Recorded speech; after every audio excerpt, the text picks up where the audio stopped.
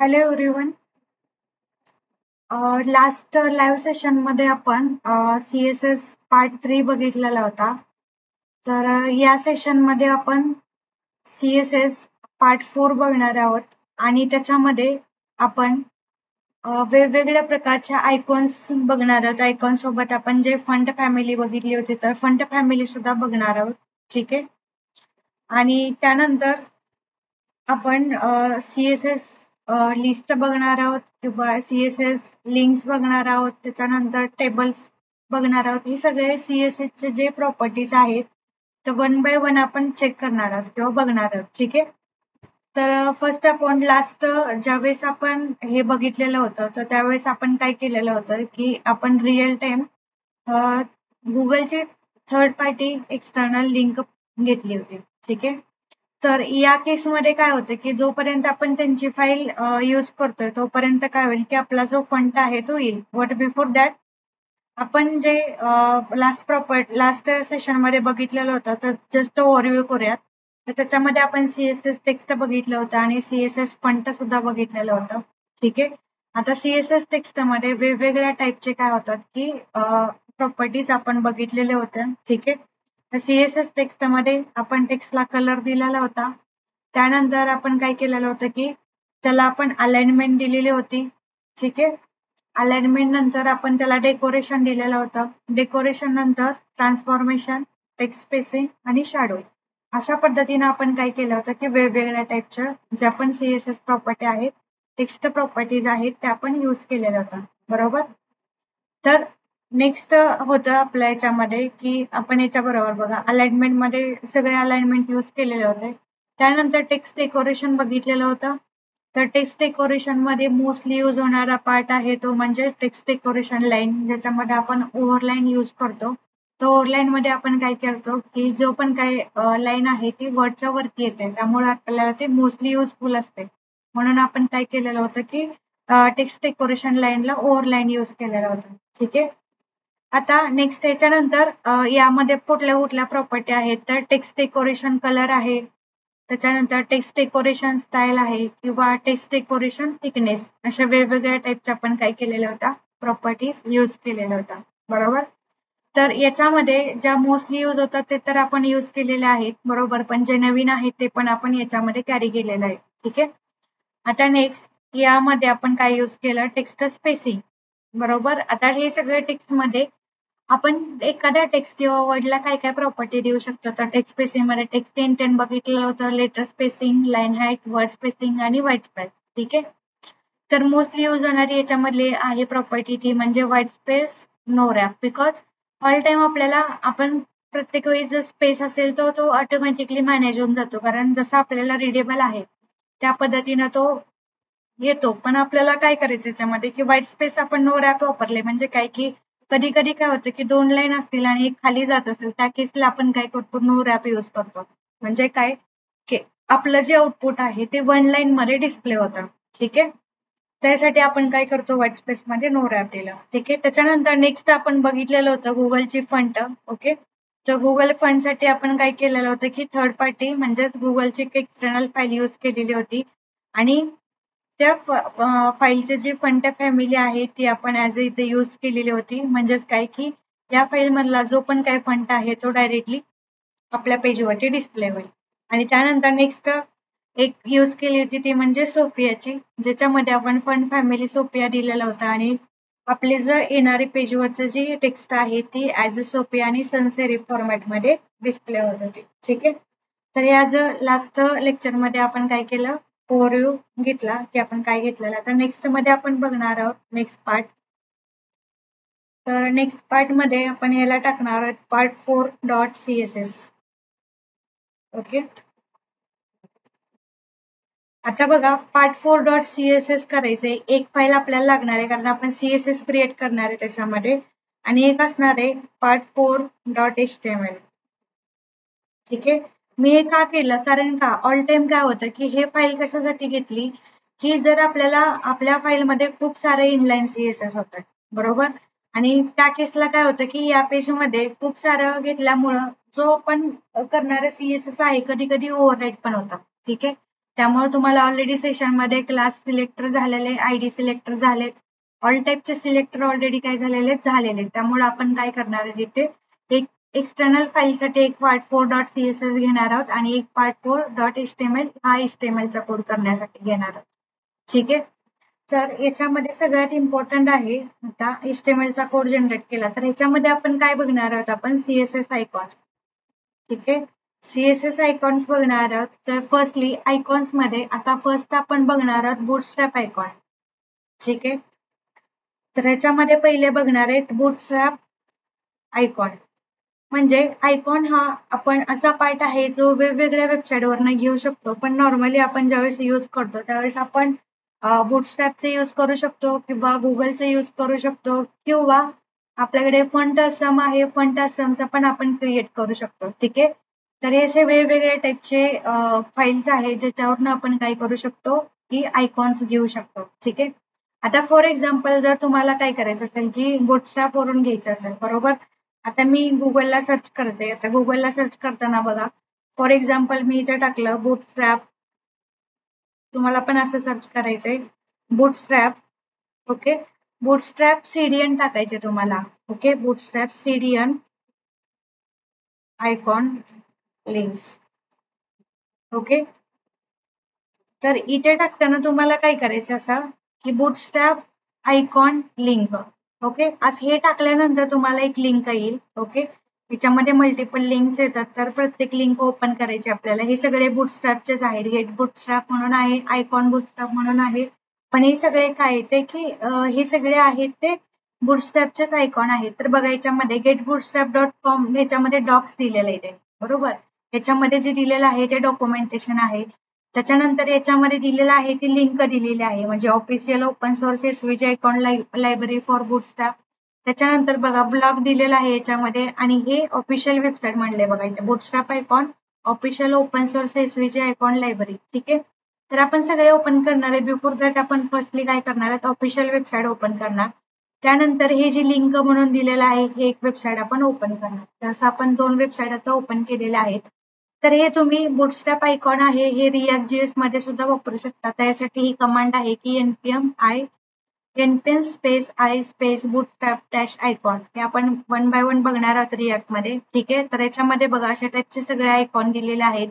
काही बूटस्ट्रॅपचे आयकॉन आहेत आणि त्याच्यानंतर त्यांनी दिलेलं आहे की लिंक दिलेली आहे आणि लिंक मध्ये दिलेलं आहे की याच्यामधले तुम्ही सगळे एक्झाम्पल वापरू शकता. लाईक हे बटन आहे लिंक मध्ये बघा, बरोबर. हे ॲज अ लिंक म्हणून त्यांना कन्वर्ट केलं पण हेच आयकॉन आहे बघा. याच्यामध्ये आयकॉन्सला क्लिक केलं हे खूप सारे असे आयकॉन्स आपल्याकडे येतात. ठीक आहे.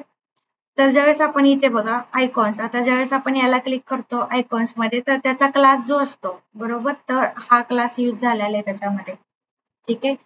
हा यूज झालेला आहे. त्याच्यानंतर आपण याच्यामध्ये आता हे वेबसाईट आहे, बरोबर. आता डॉक्युमेंटेशन मध्ये जाऊया. फर्स्टली आपण हे जे दिलेलं आहे हेल्पर आयकॉन लिंक म्हणून तर ह्याच्यामध्ये जाऊया आपण. तर याच्यामध्ये गेल्यानंतर बघा हे सगळे काय आहेत की वेगवेगळ्या टाईपचे आयकॉन्स त्यांनी क्रिएट केलेले आहेत. हे SVG फॉर्मॅट मध्ये आहेत म्हणजे काय की याच्यामध्ये जे क्रिएट केलेलं आहे ते कोडिंग थ्रू केलेले आहेत. म्हणजे काय की जसं आपण आपला कम्प्युटर ग्राफिक्स जो प्रोग्राम आहे, बरोबर, त्याच्यामध्ये आपण नंबरिंग टाकतो तर त्या नंबरिंग टाईप मध्ये हा प्रिंट झालेला आहे. त्याच्यामध्ये असं त्यांनी वेगवेगळ्या टाईपचे काय केलेले आहेत की एक्झाम्पल्स दिलेले आहेत, बरोबर. आता बघा icons link assume bootstrap icon are being used but you can use any icon or image you like, बरोबर. त्यांनी इथे रेफरन्ससाठी लिंक दिलेली आहे. ज्यावेळेस आपण जातो त्यावेळेस डायरेक्टली तो इथे येतो बघा, बरोबर. म्हणजे ज्यावेळेस पण आपल्याला कुठला आयकॉन पाहिजे तर आपल्याला करावं लागणार आहे इथून करावं लागणार आहे. ठीक आहे. त्यानंतर नेक्स्ट आहे की जर बूटस्ट्रॅप आपण इथं म्हटलं की बूटस्ट्रॅप आयकॉन CDN लिंक म्हटलं तरी आपल्याला डायरेक्टली लिंक येणार आहे. ठीक आहे. अशा तुम्हाला लायब्ररीज भेटतील की बूटस्ट्रॅप आयकॉन्स लायब्ररीज. आपण ज्यावेळेस ह्या लायब्ररीवरती क्लिक करतो, बरोबर, त्यावेळेस आपल्याला ही अशा टाईपची CDN फाईलची लायब्ररी भेटते ज्याच्यामध्ये जे आपले गॅलिफ आयकॉन क्लाउड असेल किंवा एखादा युजर असेल किंवा थंबनेल असेल त्यासाठी आपले जे आयकॉन्स असतात ते सगळे याच्यामध्ये काय होतात डिस्प्ले होतात. ठीक आहे. तर हे फाईल आता लोड होत आहे. ठीक आहे.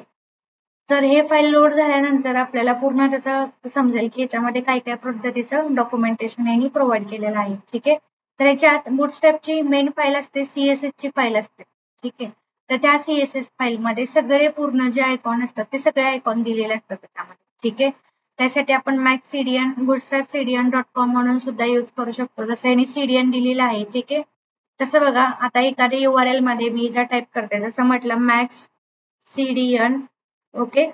आता बघा मॅक्स-सीडीएन बुटस्ट्रॅप लिंक म्हणून आलेलं आहे इथे. असं डायरेक्टली व्हर्जन नुसार येतं. जसं की मॅक्स-सीडीएन म्हटलं त्याच्यात बुटस्ट्रॅप 5 आलेलं आहे, 4 आलेलं आहे. हे जे घेतो आपण म्हणजे बुटस्ट्रॅप 4 असेल त्याच्यामधली जी लिंक आहे तीच लिंक आपल्याला काय करावं लागणार आहे, यूज करावं लागणार आहे. तर मी म्हटलं बुटस्ट्रॅप 4.6 बरोबर.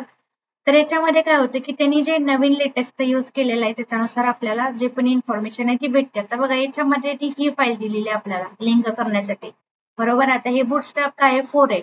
म्हणजे हे जे आयकॉन आहे यूज केलेलं आहे तर याच्यामध्ये काय यूज केलेलं आहे, तर इथे बघा 4.6 हा काही व्हर्जन आणि याच्यामध्ये त्यांनी दिलेला आहे बघा अशा टाईपची हे दिलेलं आहे. आणि त्याच्यामध्ये सगळे देऊन त्यांनी खाली काय केलेलं आहे की म्हटलेलं आहे तुम्ही GS ची पण फाईल इंटिग्रेट करायचे. जर तुम्हाला ग्लोबली काय यूज करायचे तर तुम्ही याच्यातून सगळे कस्टम चेकबॉक्स वगैरे आपल्याला इथून दिलेले आहेत. म्हणजे जर एखादा स्पेसिफिक आयडी वगैरे द्यायचंय तर आपण इथं देऊ शकतो. ठीक आहे. आता बघा ही मेन फाईल आहे ज्याच्यामध्ये सगळे बुटस्ट्रॅपचे आपले फाईल आहेत. जसं की बघा cdnjs.cloud आहे. ठीक आहे. आता हे ऑल टेकचे काय झालेले आहेत आता आपले icons.getbootstrap.com वरून हे सगळे जे आयकॉन आहेत ते पण दिलेले आहेत. ठीक आहे. नेक्स्ट अजून एक वेबसाईट आहे ज्याच्यावरून आपण करू शकतो. जसं म्हटलंय maxcdnbootstrap.com तसं तुम्ही इथं सर्च केलं समजा maxcdn.bootstrap ठीक आहे bootstrapcdn.com.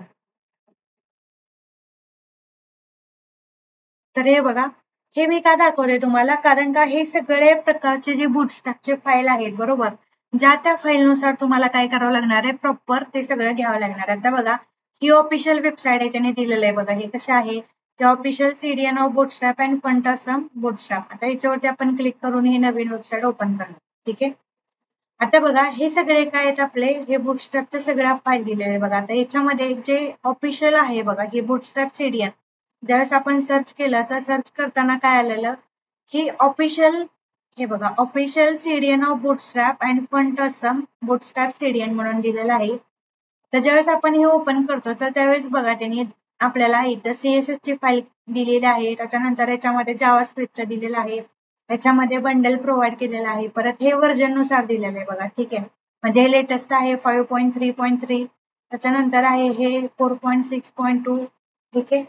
हे असे जे लेटेस्ट दिलेले आहे ते इथे त्यांनी प्रोव्हाइड केलेले आहेत आपल्याला बरोबर. तर यातलं काय करतात मी जर फॉर एक्झाम्पल आपल्याला ही वापरायची किंवा हे आपण कोणती यातली यूज करू शकतो CDN फाईल. ठीक आहे. पण आपल्याला जो क्लास आपल्याला पाहिजे तो तिथे भेटायला पाहिजे. जर आपला तो क्लास तिथे अवेलेबल नसेल तर आपली फाईल सुद्धा येणार नाही. ठीक आहे.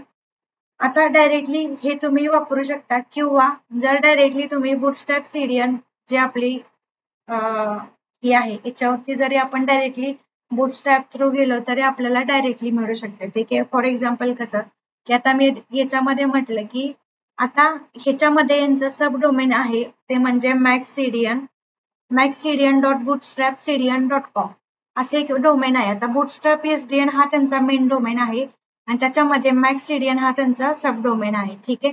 तर याच्यामध्ये जर आपल्याला बघायचं असेल तर त्यांनी स्पेसिफिक अशी बुटस्ट्रॅपची फाईल क्रिएट केलेली आहे. तर बुटस्ट्रॅप मध्ये आपल्याला कोणतं पाहिजे आता बघा डायरेक्ट केलं तर आपल्याला अवेलेबल भेटणार नाही. पण आपण जर व्हर्जन सकट टाकलं तर आपल्याला ती फाईल मिळेल. जसं की 3.3.7/CSS ओके स्लॅश मग आपल्याला याच्यामध्ये काय करायचं जी आपली फाईल नेम आहे कुठली फाईल नेम आहे bootstrap.minimum.css हे आपण डायरेक्टली इथं कॉपी पेस्ट करून टाकते मी. ठीक आहे.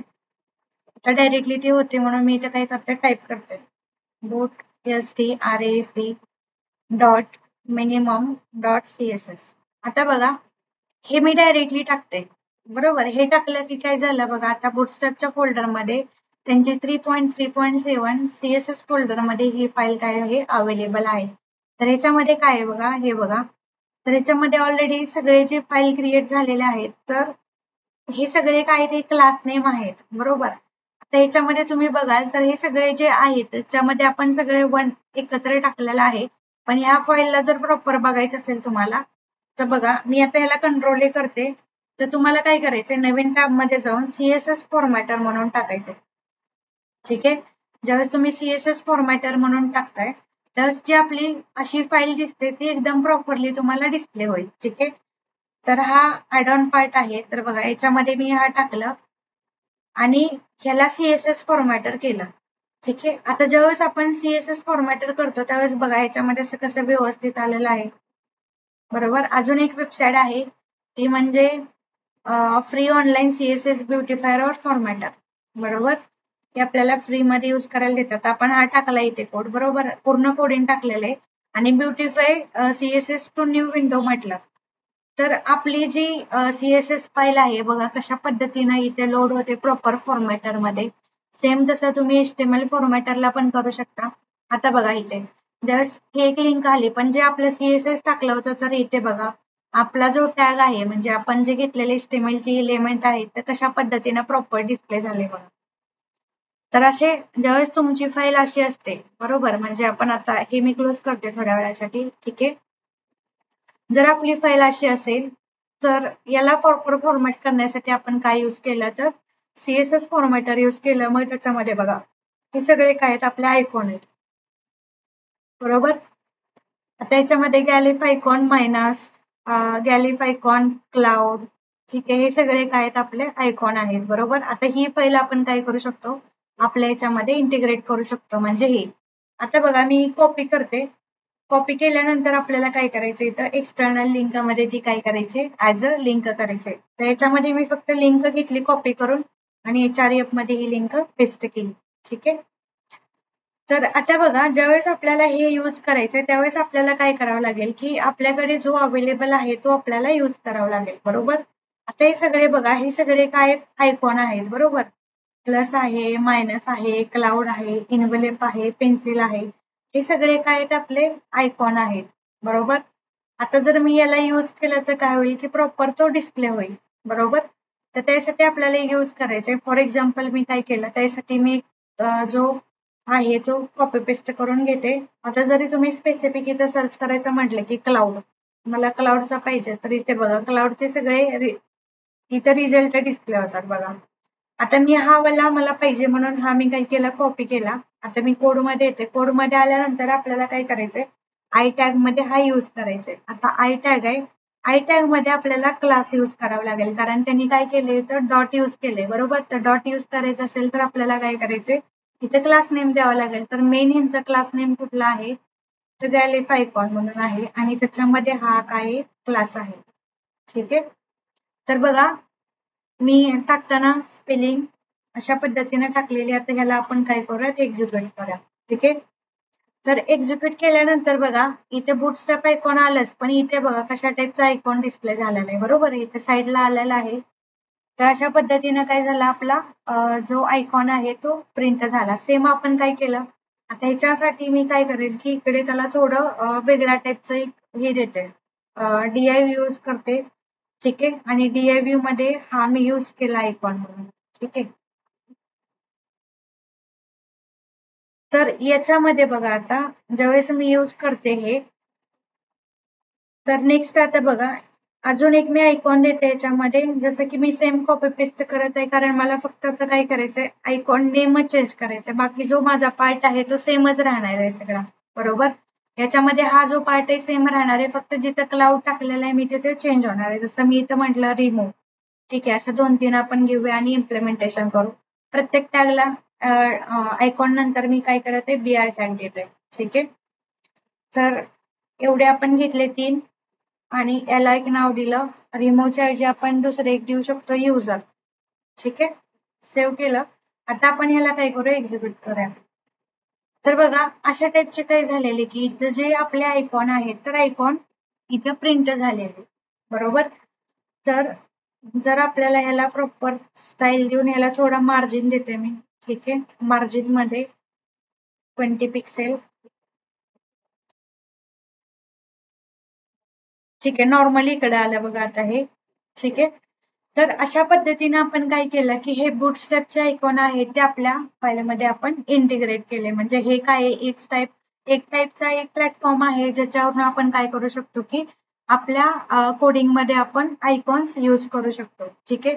तर ज्या फाईलमध्ये जेवढे त्यांनी क्लास ऑलरेडी क्रिएट केलेले आहेत बरोबर, जसे की ते बघा खूप सारे आहेत, म्युझिक आहे, सर्च आहे, बट हे तुम्हाला पहिले चेक करावं लागणार की याच्यामध्ये हा जो आयकॉन आहे तो पहिले टाकलेला आहे का, कारण हा क्लास दिलेला आहे. इथे सगळीकडे बघा डॉट यूज केलेले आहेत, म्हणजे काय की याच्यामध्ये काय केलेलं आहे त्यांनी ऑलरेडी सगळे आयकॉन आहे ते ऑलरेडी एंटर केलेले आहे. त्यामुळे आपल्याला ते फक्त काय करायचं की ह्यांची जी CSS ची फाईल आहे ही आपल्या कोडमध्ये टाकून काय करायचं, डायरेक्टली आपल्या कोडमध्ये ते यूज करायचंय. बरोबर. त्यासाठी बघा इथे सगळे ऑफिशियल पण आयकॉन दिलेले आहेत. बरोबर. हे सगळे आयकॉन आहेत ते आपल्या फाईलमध्ये अवेलेबल आहेत. आणि हे ते बघा CDN फाईलमध्ये लेटेस्ट जो आपल्याकडे फाईल आहे ती म्हणजे 5.3.3 आहे. ज्यावेळेस आपण इथे बघा हे सगळं इथं दाखवलेलं आहे त्यांनी, प्लग आहे, ओके, HTML आहे. तर ज्यावेळेस तुम्हाला ही लिंक यूज करायची त्यावेळेस तुम्ही इथून कॉपी पेस्ट करू शकता, कारण ही डायरेक्टली URL आहे आणि याच्यावरती तुम्ही काय करू शकता, डायरेक्टली आपली जी CSS फाईल आहे ती लोड करू शकता. ठीक आहे.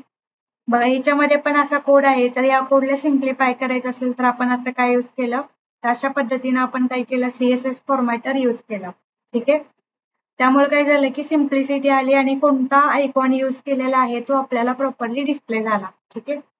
आता काय केलं आपण, एक टाईपचं काय केलं की हा बघितला की आपण बुटस्ट्रॅप हा एक टाईप झाला. आता त्याच्यानंतर नेक्स्ट आहे H1 मध्ये की Google icons. Okay, Google icons. तर जसं बुटस्ट्रॅप आहे त्या पद्धतीनं आपण काय करू शकतो की गुगलची फाईल यूज करून सुद्धा आपण आयकॉन क्रिएट करू शकतो. त्यासाठी सिम्पली तुम्हाला काय करायचं, जसं मी इथं बुटस्ट्रॅप यूज केलं त्या पद्धतीनं तुम्हाला टाकायचं तर Google icon CDN link. Okay. त्याच्यानंतर तुम्हाला इथं बघा आयकॉनची ऑलरेडी लिंक येईल, गेटिंग आयकॉन वरती क्लिक करायचे आणि याला क्लिक केल्यानंतर काय करायचं की तुम्हाला ऑलरेडी इथे बघा आयकॉन फंट फॉर वेब खाली आलेले. बरोबर. Downloading everything. आता इथे लिंक दिलेली ही वाली काय करायची, तुम्हाला कॉपी करायची आणि तुमच्या फाईलमध्ये टाकायची आहे एक्सटर्नल लिंकमध्ये. ठीक आहे. तर मी इथे लिंक पेस्ट केली आणि त्यानंतर त्यांनी जो क्लास नेम यूज केलाय त्या क्लास नेम नुसार आपल्याला काय करायचं, एंटर करायचं. जसं यांनी काय केलेलं आहे इथे मटेरियल आयकॉन घेतलेलं आहे, त्याच्यामध्ये font family, normal, font size ही सगळ्या प्रॉपर्टी दिलेल्या आहेत. तर आपण हे काय करणार आहे स्पॅन मध्ये यूज करू शकतो. आणि जो आपला ब्लॉक लेवल इलिमेंट असेल, जर स्पेस मॅनेज होत नसेल तर तुम्हाला काय करावं लागेल की तो स्पेस प्रॉपरली द्यावा लागेल त्याच्यामध्ये. ठीक आहे. जसं आपण फेस दिलं, प्रोफाईल दिलं, तर हे सगळे जे आयकॉन आहेत आपले काय होणार आहेत, डिस्प्ले होणार आहेत पेजवरती. ठीक आहे. तर त्याचा आउटपुट बघूया आपण. ठीक आहे.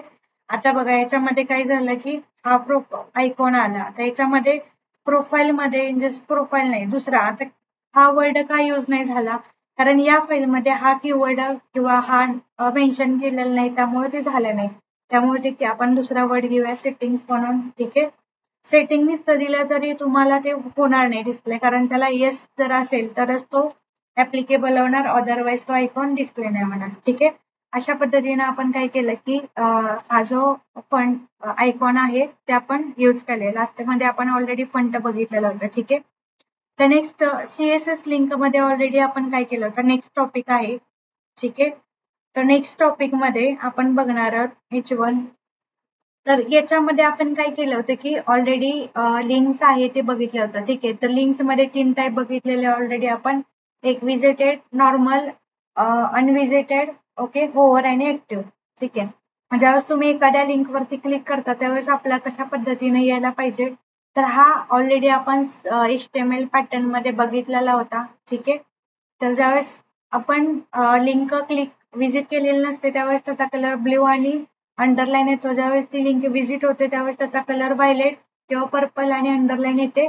आणि ज्यावेळेस आपण ओव्हर करतो त्यावेळेस ऑन ओव्हर त्याचा कलर चेंज होतो. ठीक आहे. तर हे वाला आपण ऑलरेडी HTML मध्ये बघितलेलं होतं, त्यामुळे आपण परत रिपीट नाही करत आहे, कारण हा CSS मधला पार्ट होता. CSS लिस्ट जस्ट आपण गो थ्रू करत आहात. ठीक आहे. तर याच्यामध्ये आपण यूज केलेलं होतं फर्स्टली अनविजिटेड लिंक्स. ओके. त्यानंतर यूज केलेला होता सेकंड विजिटेड लिंक्स.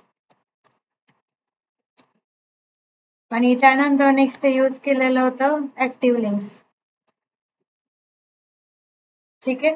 आता जर आपल्याला वेगवेगळ्या टाईपच्या लिंक्स वापरायच्या, तर आपण ऑलरेडी 2 बघितलेल्या होत्या, पण मोस्टली आपल्याला बघायची गरज आहे ती म्हणजे कोणती, की ज्यावेळेस आपण ऍक्टिव्ह लिंक्स आहे त्यावेळेस ती मुवमेंट आणि क्लिक्ड असायला पाहिजे, बरोबर.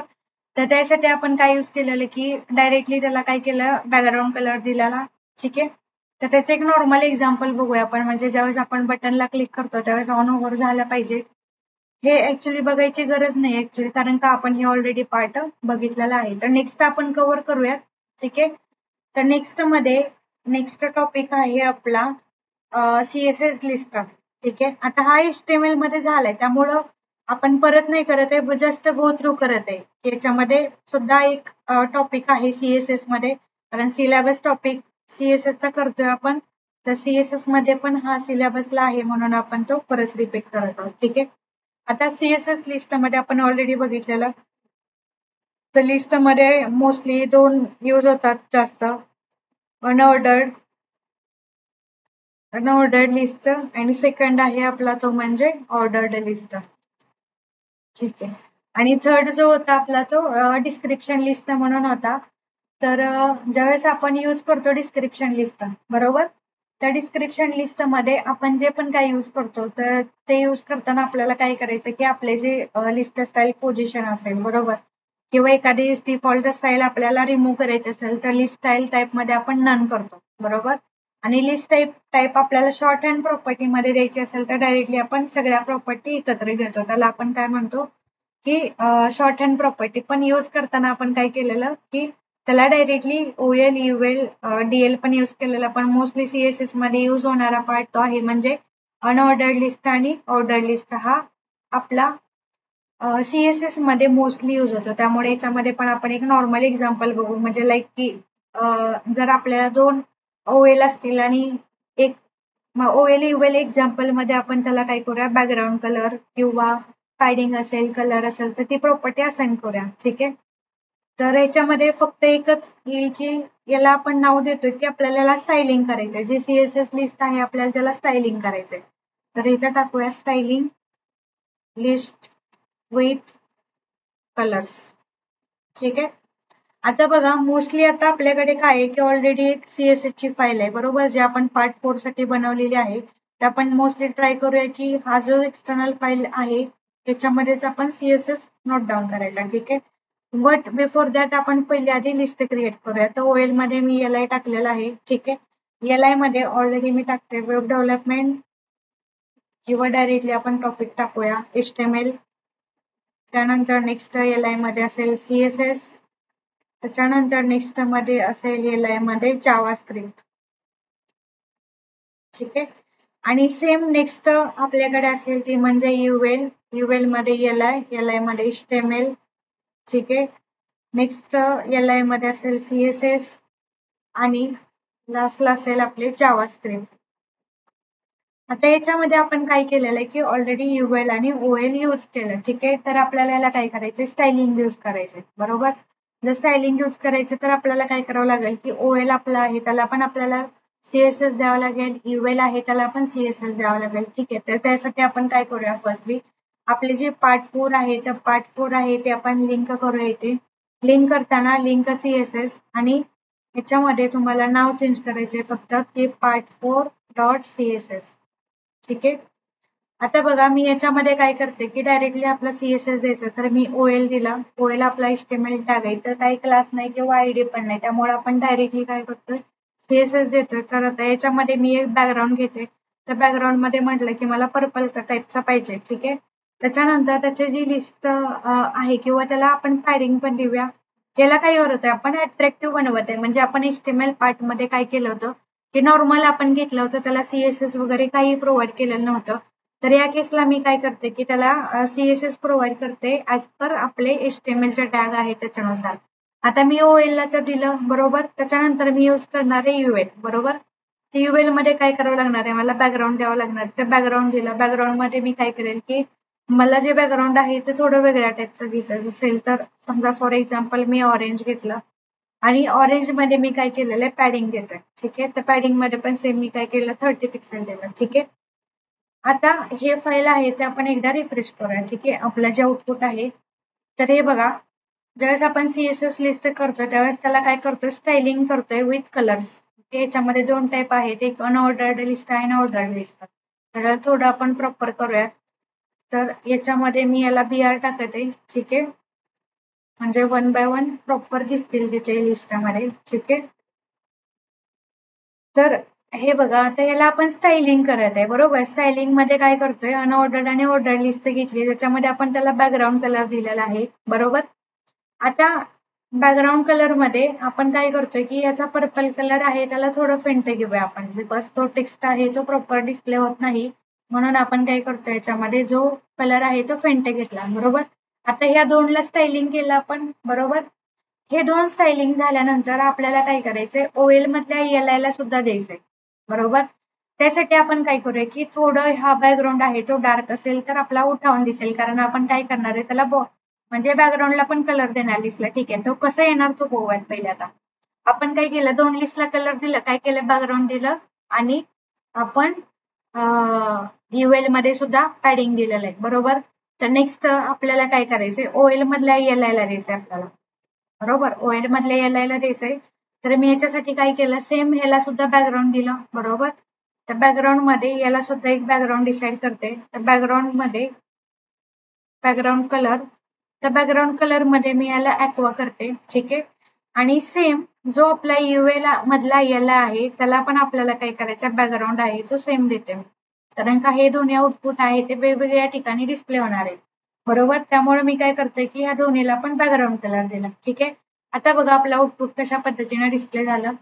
ठीक आहे, आता बघा अशा टाईपचं आपण काय करू शकतो, त्याला स्टायलिंग देऊ शकतो बरोबर.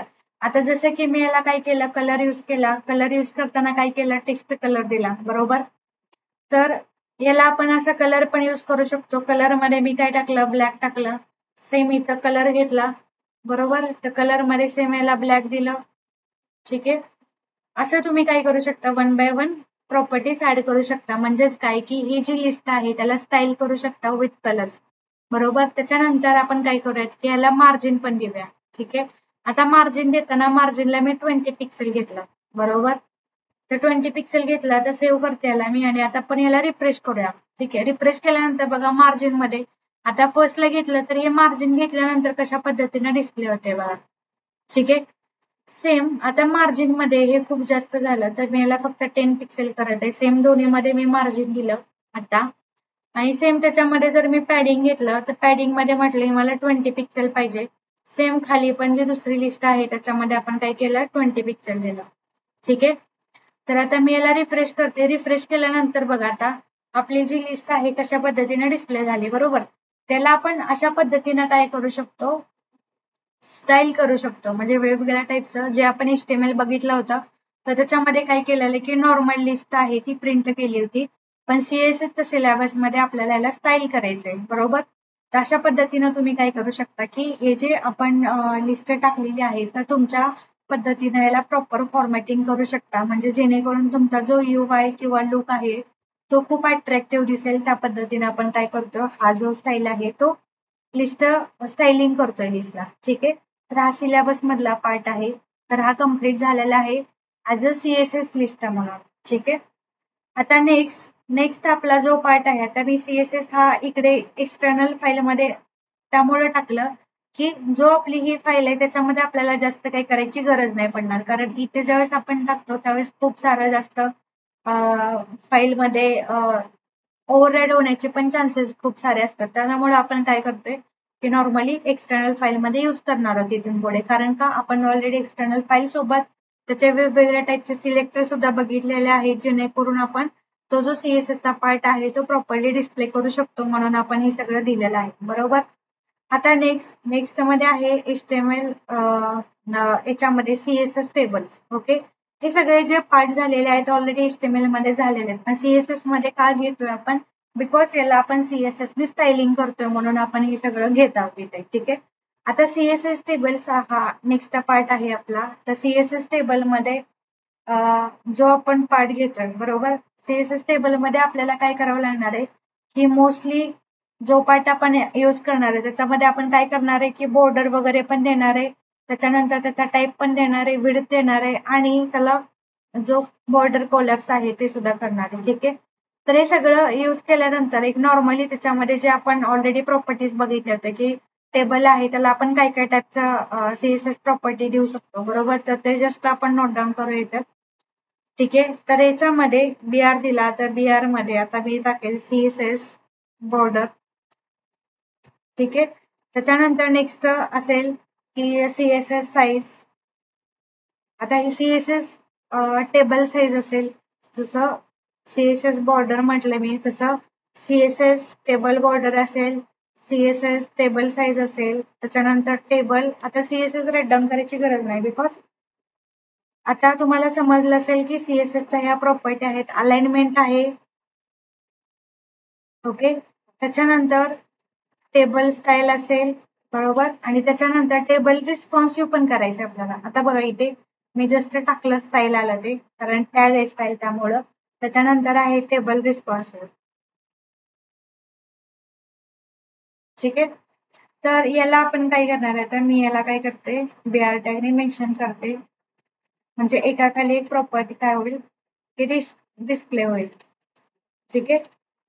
तर हे आपले काय CSS टेबलचं प्रॉपर्टीज आहेत. आता वन बाय वन आपण काय करणार आहे, यूज करणार आहे. ऑलरेडी तर आपण टेबल क्रिएट केलेला आहे HTML मध्ये, त्यामुळे आपल्याला परत रिपीट करायची गरज नाहीये टेबल, बिकॉज आपण डायरेक्टली काय करणार आहे की CSSच्या जेवढ्या आपण काय प्रॉपर्टीज आहेत त्या टेबलवरती अप्लाय करणार आहे. त्यामुळे आपण एकच फायनल आहे तो टेबल क्रिएट करणार आणि त्या टेबलला आपण डायरेक्टली सगळ्या ज्या प्रॉपर्टी आहेत ते शॉर्ट हँड प्रॉपर्टी असाइन करणार. ठीक आहे. तर नेक्स्ट आहे टेबल. टेबलमध्ये आपल्याला काय करायचं, आता टेबल क्रिएट करताना आपण ऑल टाइम काय करतो की त्याच्यामध्ये जो पण काय आपला हेड असेल, बरोबर, त्याच्यानंतर त्याचा रो असेल किंवा जो आपण यूज करणार आहे टेबलमध्ये, लाईक फर्स्ट नेम म्हणजे टेबल हेड आला, ते सगळं टेबल रो मध्ये देणार आहे आणि टेबल डेटा पण यूज करणार आहे. ठीक आहे. तर त्यासाठी फर्स्टली आपण काय करून घेऊया, आधी टेबल क्रिएट करून घेऊया आणि त्याच्यानंतर सगळ्या कॉमनली आपण त्याच्यामध्ये काय करणार आहे, आपल्या CSS प्रॉपर्टी आहे ते यूज करणार आहे. इथे म्हटलं तर फर्स्ट नेम, त्याच्यानंतर TH मध्ये लास्ट नेम. ठीक आहे. आता दोनच घेऊयात आपण, कारण का आपलं ऑलरेडी झालंय, फक्त आपल्याला काय करायचं की ह्या ज्या CSS प्रॉपर्टी आहेत जस्ट शॉर्ट हँड प्रॉपर्टी मध्ये अप्लाय करायच्या. ठीक आहे. त्यासाठी मी डायरेक्टली काय केलं, इथं TR मध्ये TR दिलं आणि TR मध्ये टेबल हेड मध्ये TH मध्ये म्हणजेच हेडच्या सेक्शन मध्ये मी काय केलेलं आहे, फर्स्ट नेम आणि लास्ट नेम दिलं. ठीक आहे. आणि आता डेटा टाकायचा आपल्याला, तर डेटामध्ये मी काय करेल TD, तर फर्स्ट नेम मध्ये टाकला ABC, ते किंवा इथं आपण जॉन डॉय पण टाकू शकतो.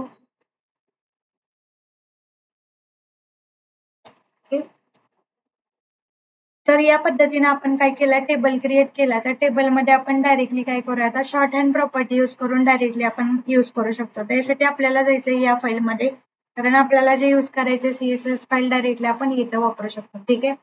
तर फर्स्टली आहे की टेबल बॉर्डर, बरोबर, कारण फर्स्ट पार्ट आहे आपला कुठला, CSS टेबल बॉर्डर. तर आपल्याला काय करायचं, टेबलला पहिले बॉर्डर प्रोव्हाइड करायचे, बरोबर. त्यासाठी मी काय करेल, टेबल. ठीक आहे. टेबल नंतर डायरेक्टली तुम्ही काय करू शकता, बॉर्डर देऊ शकता, पण मी इथं काय करते की TD आणि TH ला पण बॉर्डर देते, म्हणजे काय की जे आपल्याला बॉर्डर कोल्यास प्रॉपर्टी यूज करायची ते आपण वापरू शकतो. ठीक आहे. तर इथं बॉर्डर दिली, तर बॉर्डर मध्ये 2 पिक्सेल सॉलिड पर्पल.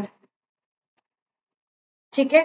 आता हे दिलं, ह्याच्यानंतर आपल्याला काय करायचं, नॉर्मली आपला जो फक्त टेबल आहे त्याला आपल्याला काय करायचं, बॉर्डर कोलॅप्स करायचे, म्हणजे काय जे डबल बॉर्डर डिस्प्ले होत असेल ते सिंगल बॉर्डर मध्ये येईल. तर याला मी टेबल देते आणि ओनली टेबलला मला प्रॉपर्टी द्यायच्या, तर त्यासाठी मी फक्त काय करेल की बॉर्डर डॅश कोलॅप्स म्हणून जी प्रॉपर्टी आहे ती यूज करेल आणि त्याला कोलॅप्स देईल. ठीक आहे. आणि ही दिल्यानंतर मला काय करायचं, आता विड्थ पण वापरायची, कारण नेक्स्ट आपला जो पार्ट आहे तो विड्थचा पण आहे. ठीक आहे.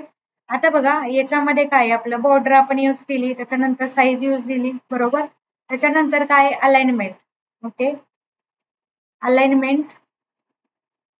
ठीक आहे. अलाइनमेंट पण आपण यूज करणार आहे. तर आता जस्ट आपण काय यूज केलेलं आहे त्याच्यामध्ये, फक्त की आपण याच्यामध्ये यूज केलेलं आहे, याला सेव्ह करते मी. ठीक आहे. याच्यामध्ये आपण टेबल यूज केलं, त्याच्यानंतर बॉर्डर यूज केली, बॉर्डर साईज यूज केलं. ज्यावेळेस आपण अलाइन करतोय म्हणजे आपली जी टेक्स्ट आहे ती कशा पद्धतीने डिस्प्ले झाली पाहिजे त्यासाठी आपण टेक्स्ट अलाइन पण देतो. टेक्स्ट अलाइन आपल्याला रेकॉर्डची पाहिजे असेल तर आपण डायरेक्टली काय करू शकतो बघा. आता कसं मी इंडिव्हिज्युअल दिलं बघा याच्यामध्ये, तसं असं तुम्ही देऊ शकता. आता मला काय करायचं, आपला जो टेबल डेटा आहे डिस्प्ले झालेला इथे बघा, आता रिफ्रेश करते. हा जो आहे त्याच्या अलाइनमेंट चेंज करायची आपल्याला. तर अलाइनमेंट चेंज करताना आता बघा इथे एक्स्ट्रा का गेले, कारण माझ्याकडून एक्स्ट्रा झालेला असणार आहे म्हणून. एकदा टेबल बघूया. आता बघा हा आपला काय आहे, आता ह्याच्यामध्ये आपल्याला काय करायचंय, TR द्यायचंय. ओके, मी चुकून इथे काय केलेलं आहे, TD दिलं होतं, पण आपल्याला इथे काय करायचंय, TR द्यायचं. आता रिफ्रेश करते. आता 2 आले बरोबर, ते बाय मिस्टेकली झालेलं होतं. आता इथे 2 आले. तर या कंटेंट आहे, तर या कंटेंट मध्ये मला काय करायचं, माझा जो हा TD आहे तर त्याला काय झालं पाहिजे की जे माझी टेक्स्ट आला नाही ते सेंटर आले पाहिजे. म्हणून नॉर्मली काय करेल, TD मध्ये डायरेक्टली मला काय करायचं, टेक्स्ट अलाइन सेंटर द्यायचं. ठीक आहे, तर टेक्स्ट अलाइन मी सेंटर केलं, सेव्ह केलं. तर मी याला रिफ्रेश करते. तर माझी टेक्स्ट आहे बघा इथं TD मधलीच फक्त काय झालेली आहे, तर राईटला आलेली आहे बरोबर. तर हे याच्यामध्ये काय काय यूज केलं आपण, अलाइनमेंट यूज केलं बरोबर. बघा बॉर्डर घेतला, साईज घेतले, अलाइनमेंट घेतलं. आता अलाइनमेंट मध्ये असं तुम्ही वेगवेगळ्या टाईपचे अलाइनमेंट वापरू शकता वेगवेगळ्या क्लासला बरोबर.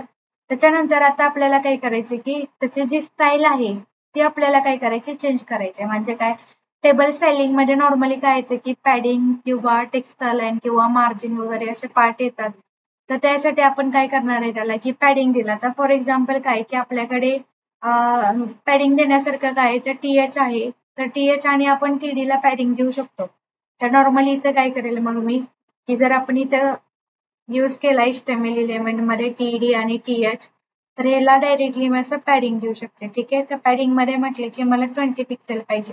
ठीक आहे, तर मी इथं 20 पिक्सेल दिलं, सेव्ह केलं आणि इथं रन करते. ठीक आहे, तर हे बघा माझ्यामध्ये काय आलं की जे मी पॅडिंग दिलेलं आहे ते सगळ्यांना ऍप्लिकेबल झालं. पण हे करताना मी काय केलं, आतापर्यंत आपण काय करत होतो की एकत्र सगळं टाकत होतो.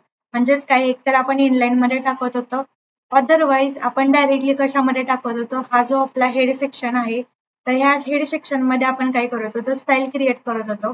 पण आता असं न करता आपण काय करतोय की आपण एक एक्सटर्नल फाईल क्रिएट केलेली आहे आणि त्याच्यामध्ये आपण काय करतोय की सगळं इंडिव्हिज्युअल CSS आहे ते सगळं मेन्शन करत आहे बरोबर. त्यासाठी कारण आपण CSS ज्यावेळेस यूज करतो त्यावेळेस कंपल्सरी तुम्हाला एक्सटर्नल फाईलच यूज करायचे.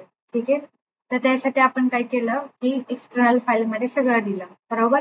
आता ज्यावेळेस आपल्याला एखादा रिस्पॉन्सिव्ह टेबल क्रिएट करायचंय, तर रिस्पॉन्सिव्ह टेबल क्रिएट करताना तुम्हाला काय करावं लागतं की टेबलमध्ये मोस्टली ओव्हरफ्लो यूज करावा लागतो बरोबर. ओव्हरफ्लो मध्ये काय होते की जसा तुम्हाला कोणत्या डायरेक्शन मध्ये पाहिजे त्याच्यामध्ये तो बरोबर ऍडजस्ट होऊन जातो. तर ओव्हरफ्लो मध्ये 2 व्हॅल्यू येतात. एक तर जो आपल्याला ओव्हरफ्लो करायचा त्याच्या प्रॉपर्टी असतात, एक तर ओव्हरफ्लो एक्स डायरेक्शन किंवा ओव्हरफ्लो वाय डायरेक्शन बरोबर. म्हणजे इन केस काय झालं की तुमच्याकडे तुमच्या टेबलमध्ये खूप साऱ्या व्हॅल्यू आलेल्या आहेत आणि त्या व्हॅल्यू आहेत ते तुम्हाला ते मॅनेजेबल नाही, तर त्या केसला तुम्ही काय करू शकता की जो आपला टेबल आहे तर त्याला डायरेक्टली तुम्ही स्टाईल जर ओव्हरफ्लो एक्स किंवा डायरेक्शन वाय दिलं तर त्या केसला डायरेक्टली तो काय होईल की ऑटो स्क्रोलेबल कन्सिडर होईल. तर ते वाले एक्झाम्पल डायरेक्टली आपण याच्यामध्येच बघूया. म्हणजे लास्टचे रिस्पॉन्सिव्ह पार्ट आहे हा वाला, तो आपण काय करूया डायरेक्टली याच्यामध्येच यूज करून बघूया. ठीक आहे, त्याच्यामध्ये यूज करून बघायचं असेल तर बघा, आता जे लास्ट नेम आहे तर लास्ट नेम साठी मी इथं मल्टिपल्स टाइम काय करत आहे की असं पेस्ट करत आहे. ठीक आहे, किती वेळा पेस्ट केलं आपण हे आता, तर फर्स्ट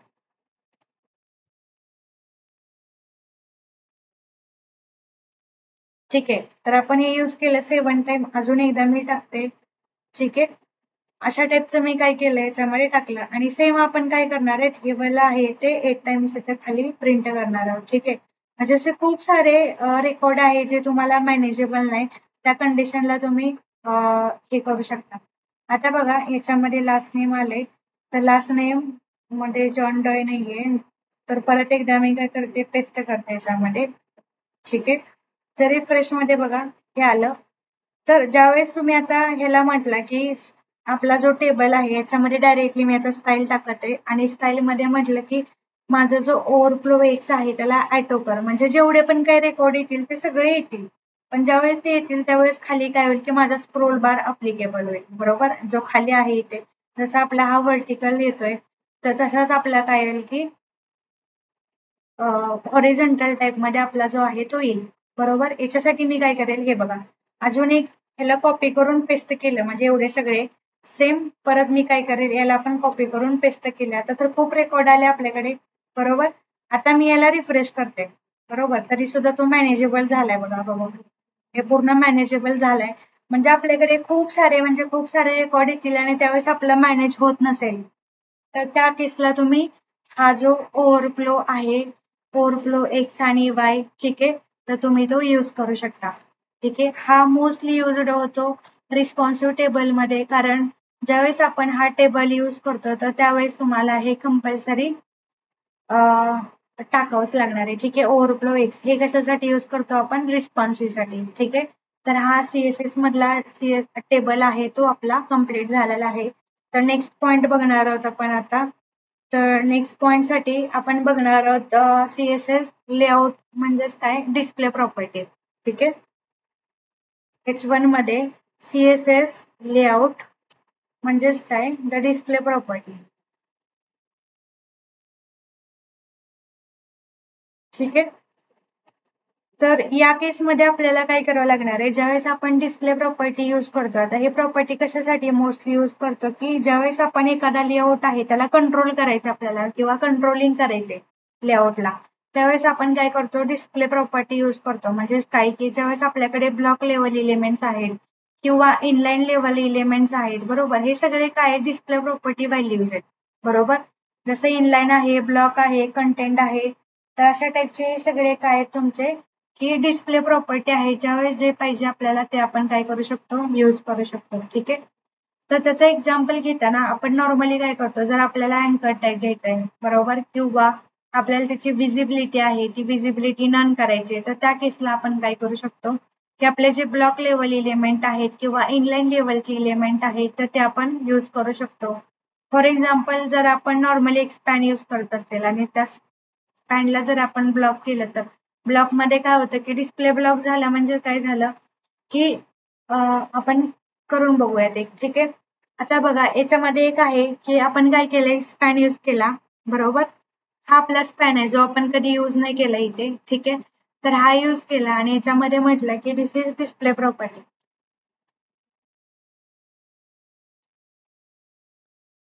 ओके. तर हा काय आहे, आता डिस्प्ले प्रॉपर्टी मध्ये काय होणार आहे की आता हा ब्लॉक इलिमेंट का म्हटलं, कारण का ज्यावेळेस याला आपण म्हणजे हा तर ऍक्च्युअली इनलाईन इलिमेंट आहे, पण ज्यावेळेस आपण डिस्प्ले प्रॉपर्टी यूज करतो, बरोबर, आता आपण जे करतोय ते आपण करतोय डिस्प्ले प्रॉपर्टी. तर डिस्प्ले प्रॉपर्टी करताना आपण काय करणार आहे की हा जो स्पॅन आहे तर त्याला आपण काय करणार आहे, CSS मध्ये प्रॉपर्टी देणार आहे. त्यासाठी मी काय करते की सेम हे जे आहे ते एकाच लाईन मध्ये 3 डिस्प्ले करते, बरोबर. आतापर्यंत हा इनलाईन ब्लॉक होता, म्हणजेच काय की तुम्ही एखादा ब्लॉक लेवल इलिमेंट मध्ये जर स्पॅन टाकला तर तो काय होत होता की जेवढी विड्थ त्याला पॉसिबल आहे तेवढेच घेत होता. पण जर सेमच आता आपण काय केलं की ती स्पॅन आहे, स्पॅन मध्ये आपण काय केलं, स्पॅन मध्ये आपण जी प्रॉपर्टी यूज केली डिस्प्ले ब्लॉक, बरोबर. तर काय होईल की ती पूर्ण विड्थ आहे तो अलोकेट करून घेईल. आता बघा मी याला रिफ्रेश करते.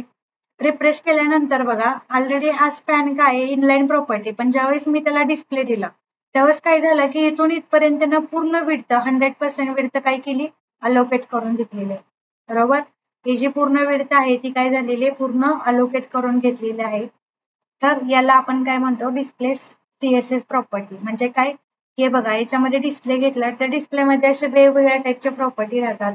जसं डिस्प्ले ब्लॉक आहे, कंटेंट आहे, फ्लेक्स ब्लॉक, हे सगळे काय आहेत, ज्यावेळेस आपल्याला जो इलेमेंट प्रॉपरली मॅनेज करायचा आहे त्या केसला आपण काय करू शकतो, इथून मॅन्युअली सगळ्या काय करू शकतो ह्याला की आपल्या ज्या प्रॉपर्टी आहेत त्या आपण असाइन करू शकतो. त्याला आपण काय म्हणतो, डिस्प्ले प्रॉपर्टी. म्हणजे काय की एखादा लेआउट आहे, म्हणजे काय की आपल्याला स्पॅन तर यूज करायचे पण ते स्पॅन आहे तो स्पेसिफिक वेळसाठी नाही करायचे, त्या केसला आपण काय करू शकतो, त्या लेआउटला क्रिएट करण्यासाठी आपण कंट्रोल करू शकतो आणि आपल्याला जी CSS ची प्रॉपर्टी पाहिजे त्यानुसार आपण ती CSS ची प्रॉपर्टी काय करू शकतो, घेऊ शकतो. ठीक आहे. तर याच्यामध्ये असं CSS मध्ये खूप सारे प्रॉपर्टी आहेत लेआउट मध्ये आपण यूज करू शकतो, लाईक की जे आपले ब्लॉक लेवल एलिमेंट आहेत किंवा इनलाईन लेवल एलिमेंट आहेत तर आपण ते काय करू शकतो, मॅनेज करू शकतो, बरोबर. तर ब्लॉक लेवल मध्ये आपण ऑलरेडी बघितले होते की आपला DIV टॅग आहे किंवा H1 टॅग आहे किंवा P आहे, फॉर्म आहे, हेडर फुटर आहे किंवा सेक्शन आहे, बरोबर. तर हे सगळे जे आहेत ते ब्लॉक लेवल एलिमेंट आहेत. ब्लॉक लेवल म्हणजे काय की फुल विड्थ अवेलेबल राहते आणि स्टार्टिंग हा न्यू पासून येतो. आणि इनलाईन मध्ये सुद्धा आपण वेगवेगळ्या टाईपचे बघितले होते की जसं की आता हा आपण स्पॅन बघितला किंवा अँकर टाईप बघितला किंवा इमेज बघितला. जेवढी याला विड्थ पॉसिबल आहे तेवढ्याच आपण काय करू शकतो, अलोकेट करू शकतो. पण ज्यावेळेस आपण डिस्प्ले प्रॉपर्टी यूज करतो फॉर कंट्रोलिंग द लेआउट, त्यासाठी आपण काय केलेलं आहे की CSS लेआउट मध्ये डिस्प्ले प्रॉपर्टी यूज केलेली आहे, ज्याला आपण व्हॅल्यू आपल्या अकॉर्डिंग त्या DIV ला किंवा त्या HTML एलिमेंटला देऊ शकतो, जेणेकरून आपला जे UI आहे तो परफेक्ट वर्किंग होईल. ठीक आहे. तर आता अशा पद्धतीने झालं. तर जो नेक्स्ट पार्ट आहे आपला मॅक्स विड्थचा तो आपण उद्या कंटिन्यू करणार आहोत. ठीक आहे. तर आजसाठी एवढंच आपण कम्प्लीट करत आहोत. ठीक आहे. तर भेटूया नेक्स्ट सेशन मध्ये. So thank you everyone.